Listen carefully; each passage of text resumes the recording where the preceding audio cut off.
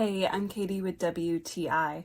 My husband and I love the mid-century modern style. So when we were looking for a new nightstand, when we saw this KINGBO mid-century modern nightstand, we knew that it was the one.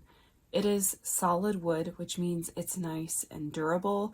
It's real, actual hard wood. I like how the rose gold knobs look on it.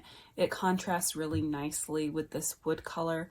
And when this arrives, it is actually pre-assembled except for the knobs and the legs.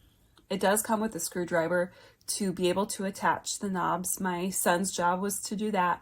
The legs, however, do need to be attached with a power screwdriver. We weren't able to do it by hand. The threads were just too tight, but they went in really easily with the power screwdriver. This does have 2 drawers, but I also like that it has a bonus sliding tray.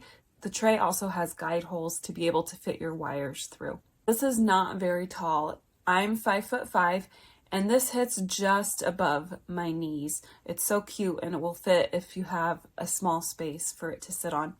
This little nightstand fits perfectly in our bedroom, and it goes with our existing decor as well. And it's just been a great addition. And that's our point of view.